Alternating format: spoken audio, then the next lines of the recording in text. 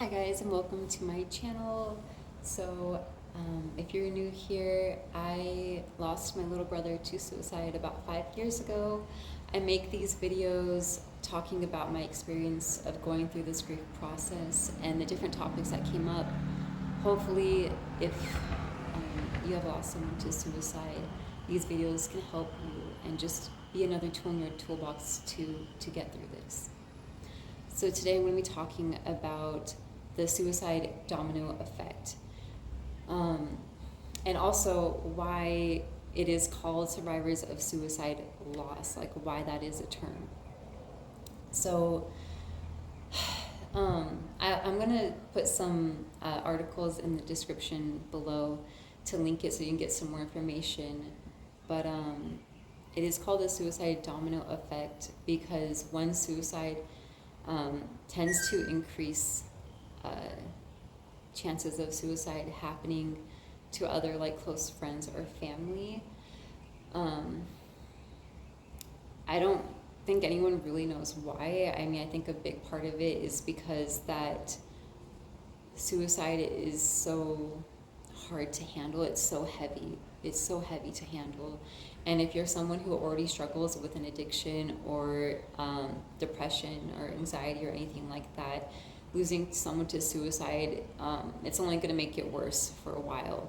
And it might even add, other conditions like PTSD, which is post-traumatic stress disorder, or which I actually really like the new term that they're using, which is called PTSI, post-traumatic stress injury, because PTSI and PTSD, same thing, is not really a disorder. It's a reaction to something horrible happening. It's an injury to your soul, into your brain, into your mind, but it is something that can be healed. So the suicide domino effect, this is why when somebody loses someone to suicide, we need to check on them, guys. Especially if they were close to them and they had feelings of guilt, and if they were their best friend or their mom or their dad or sibling, whatever, however the relationship is, you really need to check on them. I'm so serious. Check on them all the time. They are at risk. They really are at risk.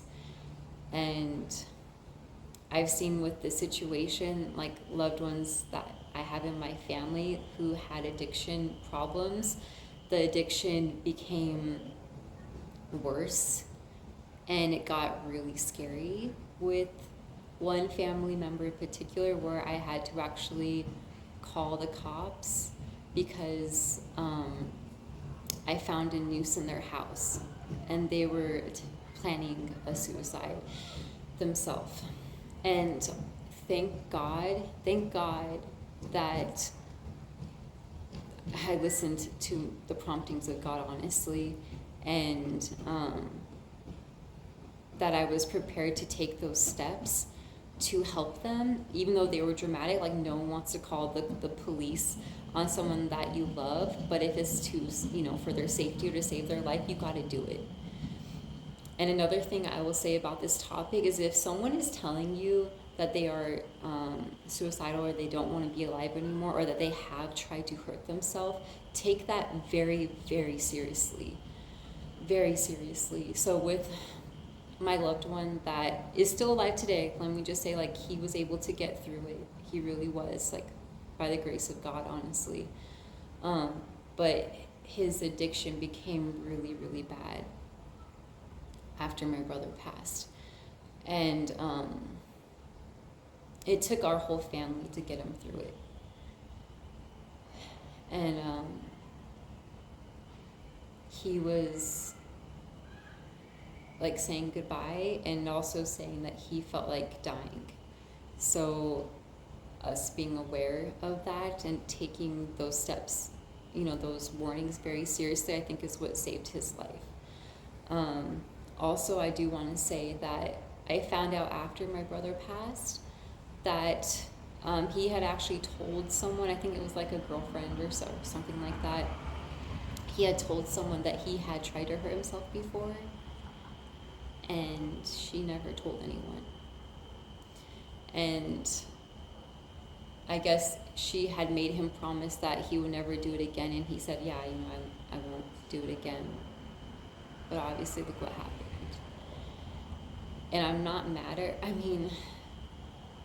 I can understand from her side that it's like she felt like he was giving her that piece of information and confidence, and she didn't want to betray his trust by telling his dad or whatever. But in situations like that, I'm sorry, I don't want to use the F word, but screw that, all right, you guys? When it comes to someone's safety and mental health, screw that, all right? You tell whoever you need to tell, you do whatever you have to do. Take that stuff seriously. Who cares if they get mad at you, they don't want to talk to you for a while, or they don't want to talk to you forever? Who cares, you guys? You might save their life.